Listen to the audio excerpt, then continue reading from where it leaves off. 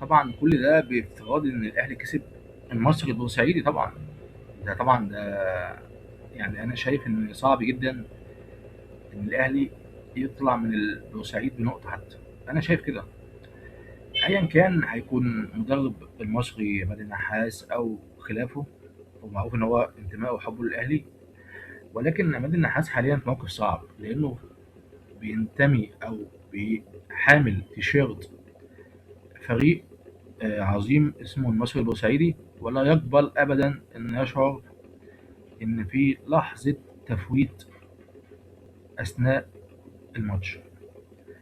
فلو الاهلي بيلعب على الكارت ده صعب جدا، لان بورسعيد جمهور ذواق للماتشات، وبيفهم كويس قوي لو الماتش ده ملعوب بحماس او باريحيه.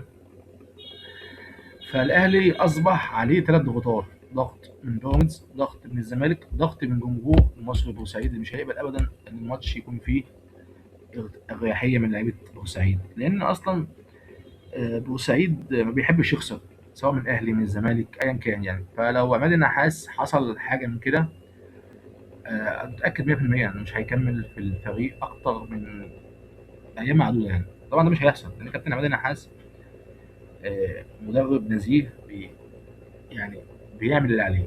واعتقد ان هو فاهم كويس قوي ان هو الماتش ده مش هيأثر حتى لو الاهلي كسب. مصيره مش في ايده، مصيره في ايد شيكو بنزا بزيرة، عبد الله السعيد الاسطوره. فالنقطه دي نقطه مش خلاف بقى، النقطه دي محسومه. فعشان كل اللي اتكلمنا فيه ده، لما تسمع مشجع اهلاوي يقول لك الدوري ان شاء الله في الاهلي، طبعا ان شاء الله كل حاجه، اعرف ان هو مش بس بيحلم، لان الحلم ليه ليميت، ليه حدود، لكن ده اقصى من الاحلام نفسها. يعني انا مصنف ان الاهلي ياخد الدوري دي في حاجه زي ايه، افلام الخيال العلمي، يعني لان مفيش وبعدين كمان يعني يعني كل الناس شايفه، تعليقات النقاد المحللين، مفيش اي ناقد من حوالي اربع ماتشات بس كان يقول الاهلي يستحق الدوري. يعني يقول لك ده لو طلع ثالث رابع بالعافيه على المستوى الهزيل اللي قدمه طول الموسم، مش بس في الدوري المصري، في افريقيا، انه يطلع من الترجي التونسي، يخسر ماتشين ذهاب وعوده، ويخسر ثلاثيه نظيفه من بيراميدز.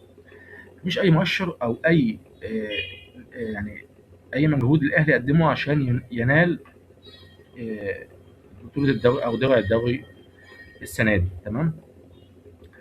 تاني حاجه تاني حاجه اكدت لي ان الاهلي بدا ينزل في المنحدر اللي كان عليه من نصف الموسم واول الموسم، اللي هو ان امام عاشور بدا يتكلم تاني امبارح عبر وكيله الرسمي ادم وطني ان هو مش هيكمل الموسم الجاي. وده مؤشر إن لحد اللحظه دي في مشاكل في اوضه لبس النادي الاهلي. يعني امام ما استناش ان الموسم يخلص ويتكلم، لا ده هو لمح. اذا ده معناه ان امام كل ما يعنيه او كل ما يشغله هو الماده. انا عقدي شاغلني اكتر من ناخد الدوري السنه دي مع الاهلي. العقد بتاعي اتعدل، هلعب وانا مبسوط مش مقموص. تمام. ثالثا انا شايف ان المدرب يستر صعب جدا انه يمشي من النادي. ممكن يكون تصريحات هو دلوقتي منيمهم، مثلا انا همشي بعد 3 شهور، موافق ماشي. انا 3 شهور همشي والموسم يخلص بس وهمشي. انا اشك او انا اجزم، لا اجزم انه بيعمل كل ده ويكسب وقت. يقول لك يمكن تيجي معايا ضربة حظ واخد الدوري مثلا السنه دي، اكسب ماتش ولا حاجه، هما المنافسين يتعطلوا، فساعتها هكمل غصب عن اي حد.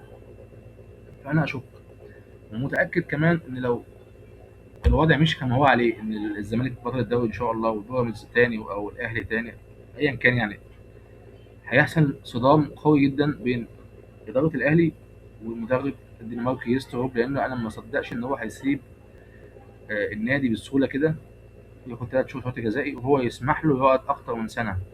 فاشك في الحته دي.